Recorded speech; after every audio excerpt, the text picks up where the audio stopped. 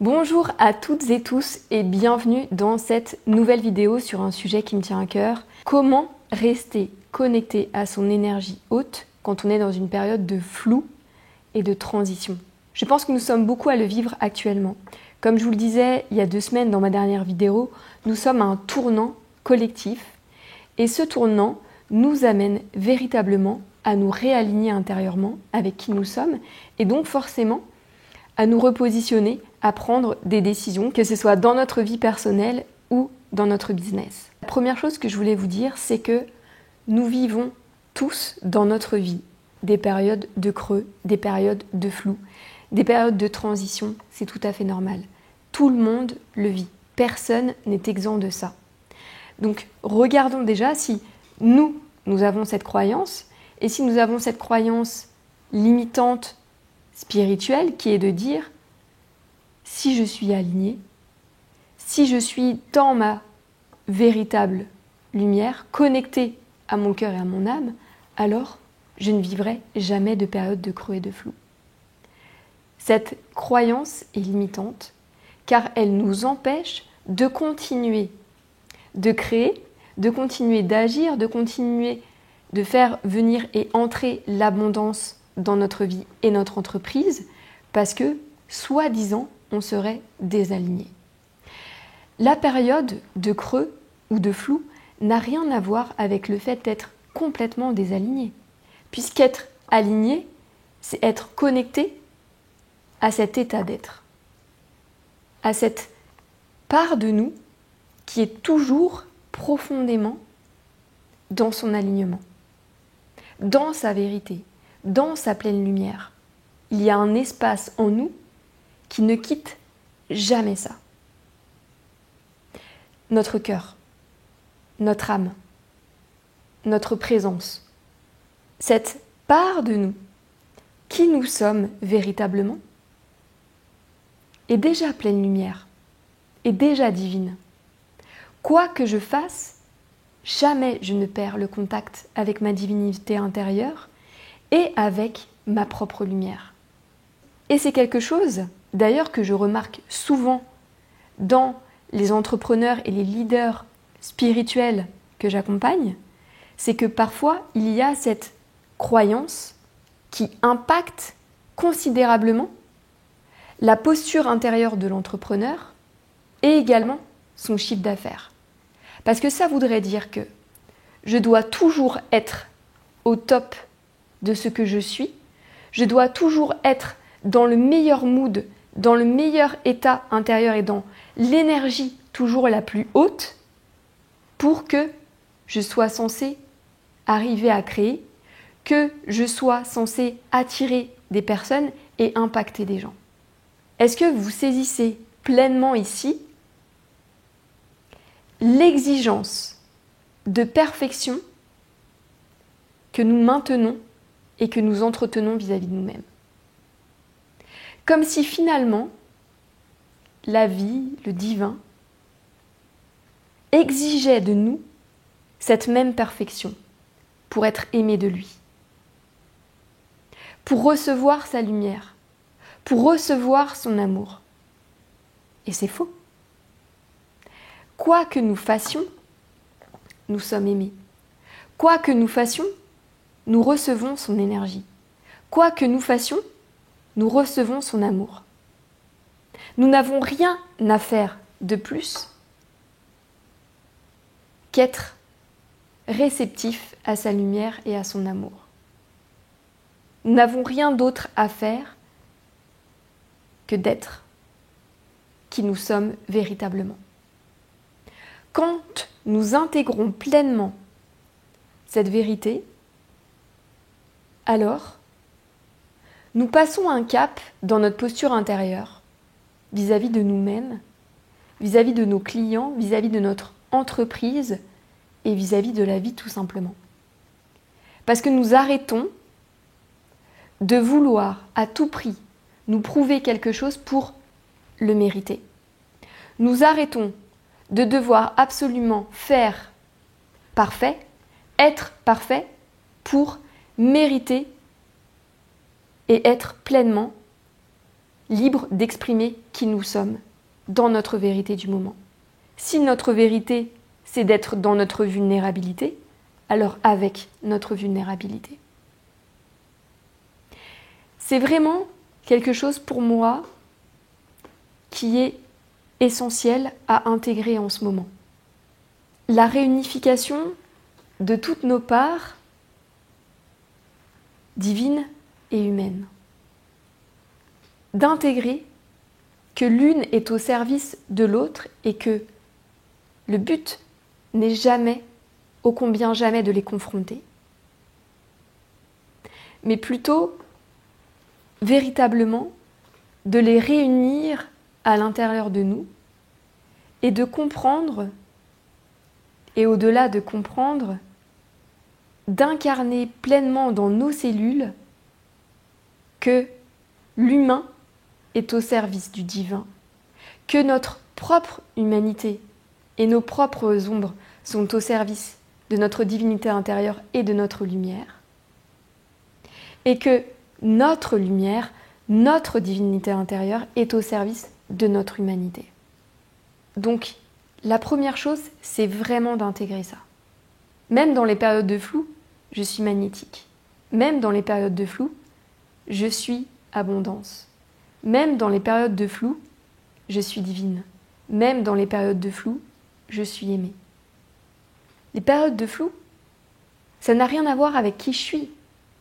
Et en même temps, bien sûr, qu'il y a des parts de moi et de qui je suis qui me travaillent et veulent se révéler et se révéler à travers moi. Mais ça n'impacte pas la lumière que je suis. Ça n'impacte pas l'amour qui rayonne dans mon propre cœur. Il est toujours là. Il restera toujours là. Par contre, la période de flou que je suis en train de vivre, elle me permet de grandir et de grandir en amour pour moi-même. Elle est bien là, propice à ma propre évolution. La deuxième chose qui va m'accompagner ici, ça va être d'accepter pleinement ce flou. D'accepter pleinement ce que je suis en train de traverser. D'accepter pleinement de ne pas accepter ce que je suis en train de traverser et d'accepter pleinement que je ne sais pas ce que ça va donner. Je ne sais pas qui je vais être à la sortie de cette traversée. Je ne sais pas qui je suis en train de devenir. Il y a forcément des parts de moi qui meurent pour que d'autres puissent renaître à la lumière de qui je suis, à la lumière de ma conscience. Au plus j'accompagne ce flot, sans même vouloir le changer, sans même vouloir chercher des réponses, au plus j'amène de la sérénité, de la tranquillité à l'intérieur de moi. Et au plus je me permets d'alimenter les énergies qui sont en train de me traverser, les nouvelles énergies qui sont en train de me traverser, les nouveaux téléchargements que je suis en train d'intégrer au départ dans mes corps et dans mes cellules, avant même que ce soit mental. On aimerait bien déjà avoir les réponses mentalement, mais la première chose, c'est déjà de les recevoir cellulairement, et donc de créer l'espace, l'ouverture pour pleinement recevoir cellulairement toutes ces nouvelles informations. C'est magique. Il y a juste à permettre la réception de ces informations.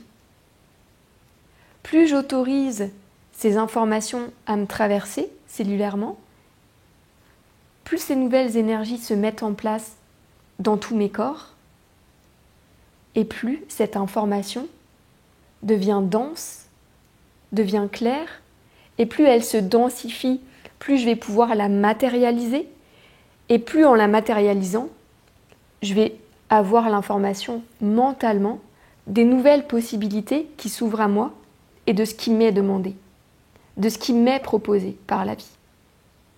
Et peut-être bien sûr que ce n'est pas du tout l'axe que j'avais imaginé auparavant et la direction peut-être même mentale que j'avais prise auparavant. Et c'est toute la subtilité de ces moments de creux et de flou, c'est de se laisser l'espace pour ça. De ne surtout pas lutter et de ne surtout pas résister.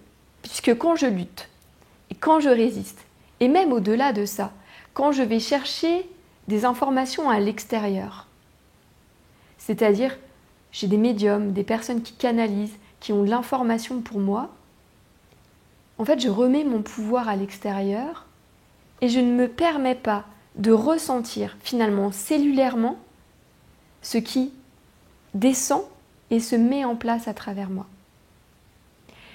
Si vous voulez, c'est comme si je permettais plus à quelqu'un de me dire ce que la vie me propose plutôt que moi de rester à l'intérieur, de faire confiance et de ressentir pleinement ce qui m'est proposé et donc de l'incarner.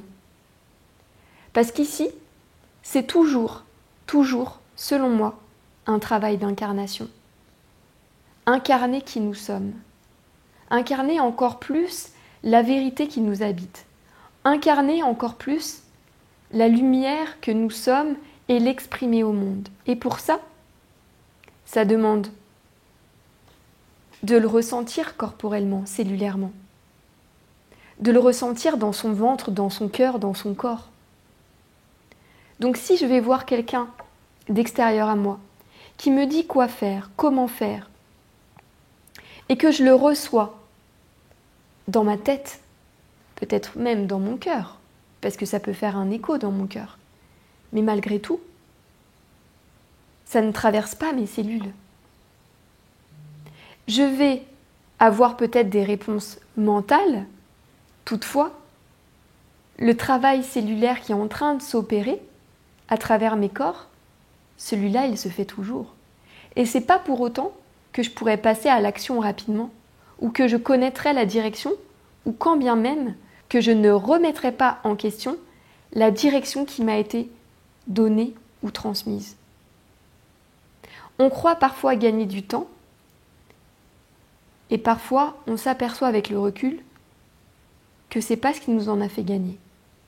Et que, en plus de ça, parfois, ce phénomène-là continue d'alimenter à l'intérieur de nous le fait d'être validé ou d'attendre une validation et une reconnaissance de l'extérieur, et non pas que celles-ci jaillissent de nous-mêmes.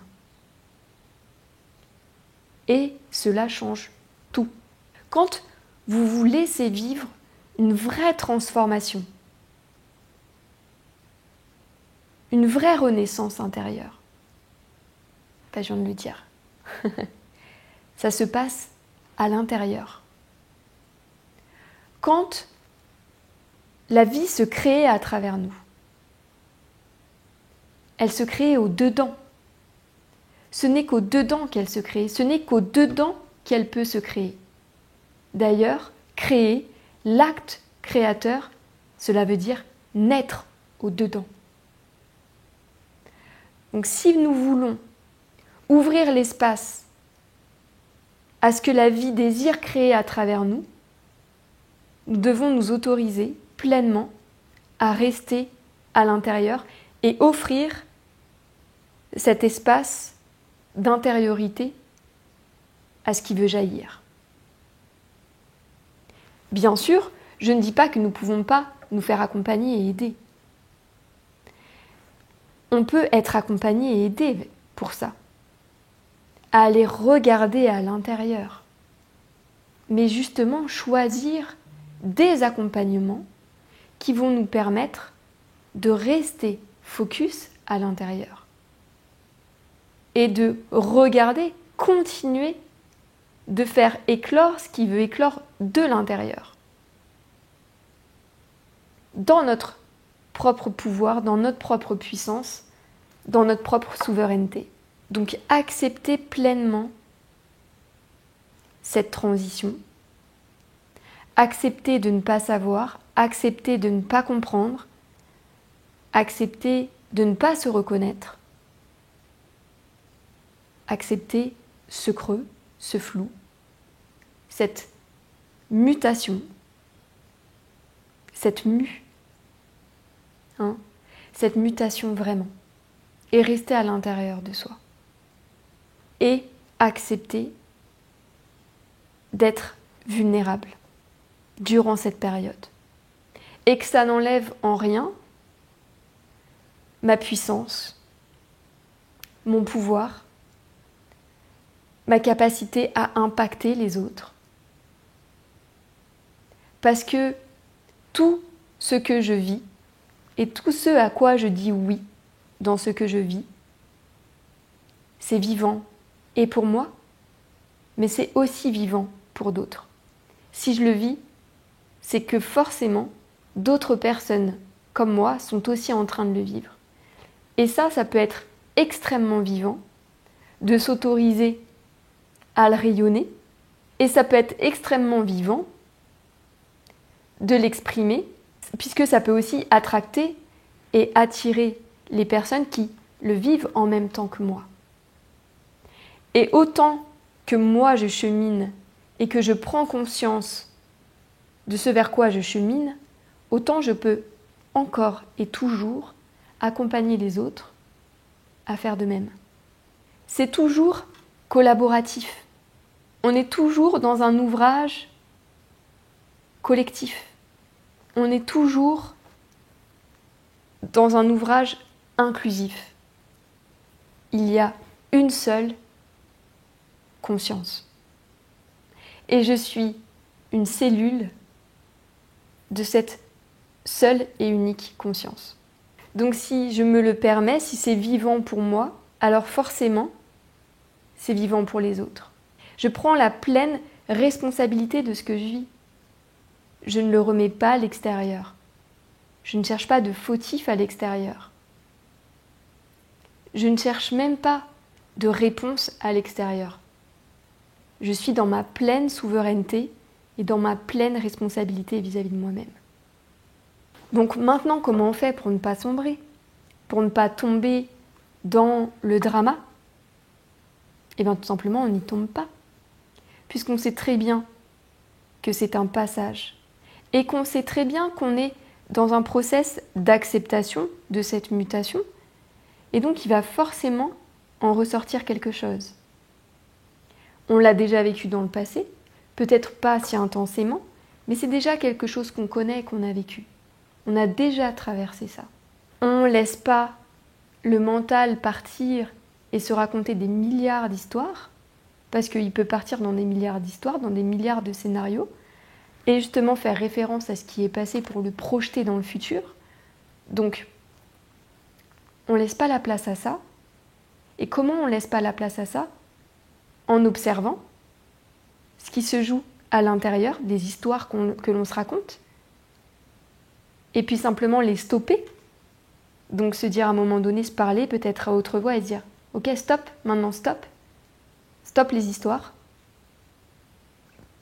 Et puis, on va aller dans la respiration.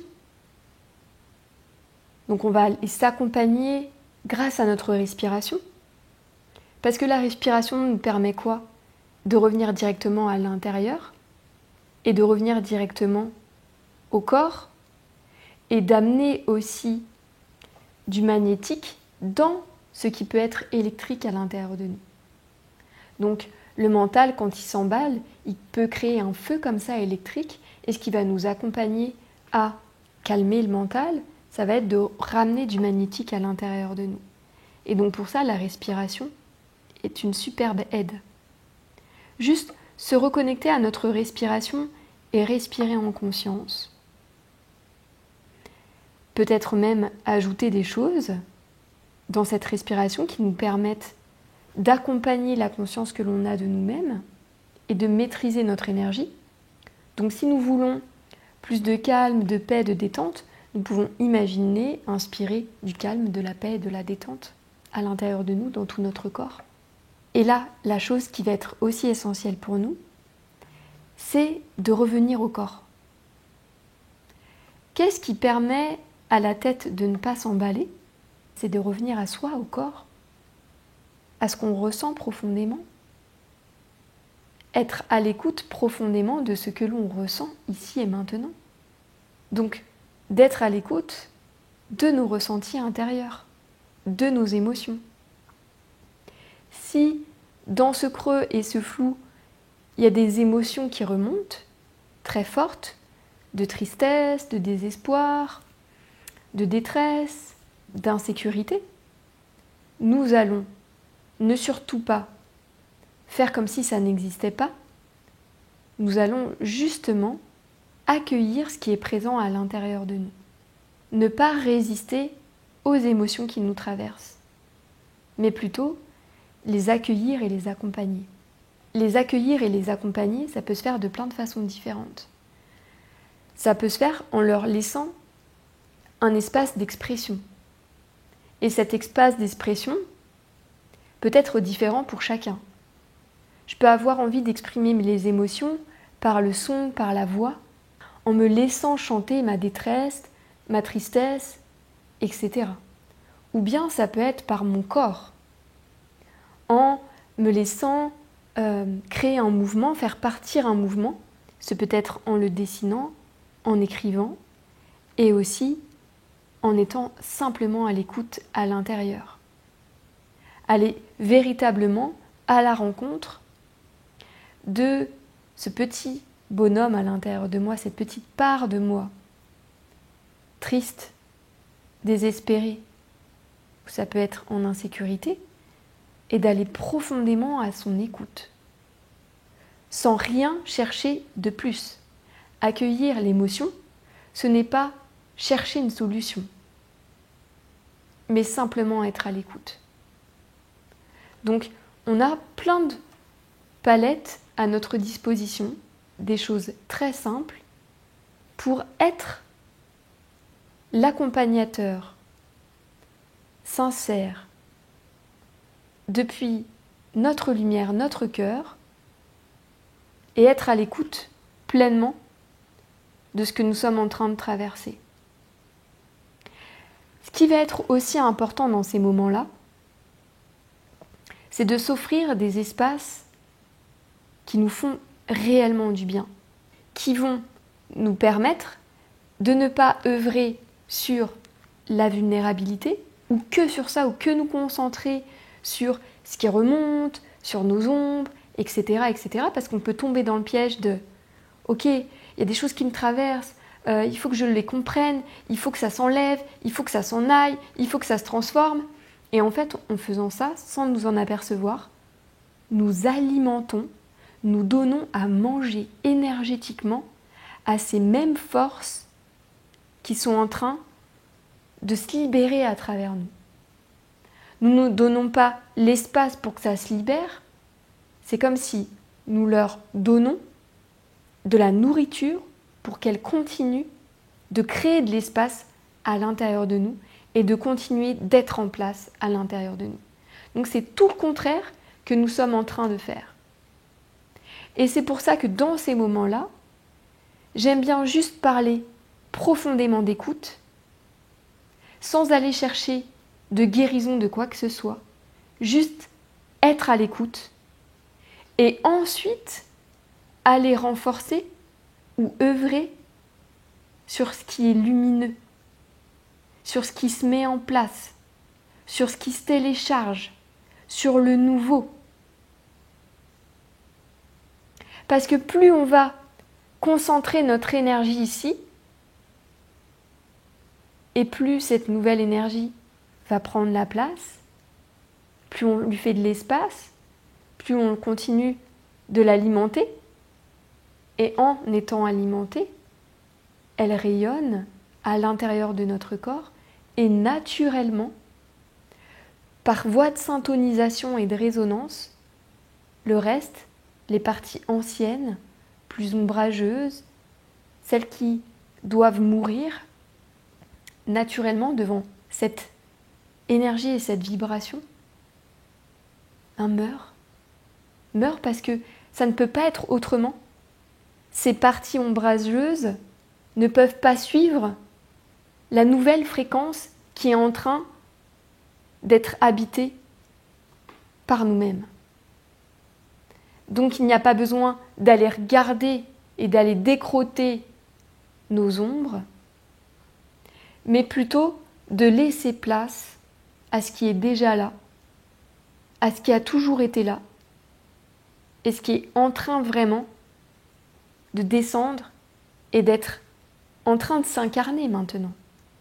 On va prêter attention véritablement à ce qui nous traverse de nouveau, à des nouvelles envies, des nouveaux besoins, et on va aller encore plus vers ça, c'est-à-dire qu'on va vraiment aller honorer ces nouvelles envies et ces nouveaux besoins.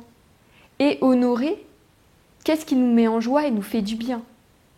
Donc l'idée, c'est pas de rester dans sa grotte en train de télécharger ce qu'il veut advenir en nous, mais c'est s'offrir l'espace de le faire et en même temps de continuer d'être en mouvement et d'être dans la vie et que ce soit vivant pour nous. Parce que plus nous allons nous diriger vers ce qui est vivant pour nous, plus ce qui est vivant pour nous va venir nous alimenter vers ces nouvelles aspirations. Parce qu'on y est déjà, puisqu'on est déjà à l'écoute de ce qui est vivant et de la vie qui nous traverse. Si on reste dans notre grotte à vouloir télécharger, mais comme ça se fait dans le corps et par les corps et qu'on ne le trouve pas dans notre tête, on peut parfois attendre longtemps et on peut, comme ça, continuer à alimenter la dévalorisation de nous-mêmes. Alors que si nous savons complètement que c'est en train d'être habité, que c'est en train d'être téléchargé et qu'il y a des nouvelles choses qui nous donnent envie, on ne sait pas pourquoi, on ne comprend pas, mais il y a des nouvelles choses qui nous appellent et qu'on décide d'y aller et qu'on décide d'être en mouvement, d'être dans la vie, eh bien, on va vite se confronter à la réalité et en s'y confrontant, on va tout de suite avoir la réponse. Mais c'est ça. Mais en fait, oui, c'est ça. Ça, c'est vivant. Mon vrai besoin, il est là, mais j'ai envie de faire plus de ça. J'ai envie que ce soit plus joyeux, plus léger, plus profond, plus corporel, plus ceci, plus cela. Il va y avoir plein d'informations qui vont nous arriver ou qui vont se valider. Mais parce que ça part bien de nous. Et parce que nous décidons réellement d'être dans la vie, de nourrir la vie. Donc dans ces moments-là, se faire du bien, nourrir notre joie, parce que ça nourrit notre joie d'être. Et ensuite, regarder qu'est-ce qui est vivant là maintenant pour nous, sans le remettre en question, et d'y aller, de le vivre, de s'offrir des espaces. Si ce qui est vivant, c'est lire un livre qu'on a mis de côté, eh bien allons-y, parce que peut-être en lisant ce livre-là, qu'il y avait des informations dans ce livre-là. Peut-être qu'en le lisant, ça va créer énormément de tilt à l'intérieur, de déclic, de prise de conscience. Et que ça alimente et nourrit la vie à l'intérieur de nous et les nouvelles informations à l'intérieur de nous.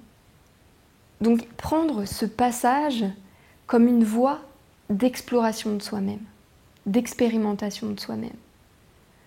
Ne surtout pas chercher à figer tout de suite vers quoi ça va aller, quelle direction. C'est pas grave, on s'en fout. On n'en sait rien encore. Donc, on va pas jeter tout ce qu'on a fait à la poubelle avant, parce qu'on ne peut pas. C'est des parts de nous, c'est qui on a été. Bien sûr qu'il y a des choses qui sont en train de bouger et on est en train de devenir et d'ouvrir encore plus des parts qu'on n'osait peut-être pas ouvrir de nous-mêmes.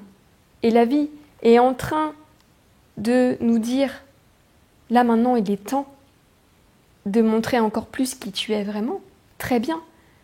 Donc il y a des nouvelles parts de moi-même que je vais sûrement arriver après cette traversée à dévoiler, mais je ne sais pas encore quoi. Donc comme je ne sais pas encore quoi, je m'autorise tout ce qu'on a dit avant, à ressentir tout ce qu'on ressent, à pas savoir, à ne pas forcément être au top de notre forme, ok, et en même temps à expérimenter et à alimenter ce nouveau. Parce que plus je vais expérimenter, Déjà, ça va être nourrissant pour moi, jouissif pour moi, je vais me faire du bien, ça me met dans des belles énergies, dans des belles vibrations. Et je suis à l'écoute de tout ce qui va me traverser dans mes nouvelles expérimentations. Et je vais peut-être avoir un déclic sur quelque chose que j'aime profondément et que je ne m'autorisais pas assez, que je n'arrivais pas à reconnaître de moi. Peut-être même que c'était quelque chose que je cherchais à l'extérieur, peut-être même que je le cherchais dans mon business, et qu'en réalité, en le cherchant dans mon business, je me rends compte que je le cherchais pour moi, que ça parle de moi, avant tout, que c'est un besoin viscéral que je n'honorais pas et que j'ai tellement besoin d'honorer et de vivre. Et au plus vous allez aller pleinement vers cette autorisation à expérimenter ce nouveau, ce qui est vivant, et au plus vous allez retrouver du sens. Au plus la vie va venir vous indiquer, vous guider, vous signaler quelque chose. Et au plus vous continuez d'alimenter ces belles énergies, ces hautes énergies.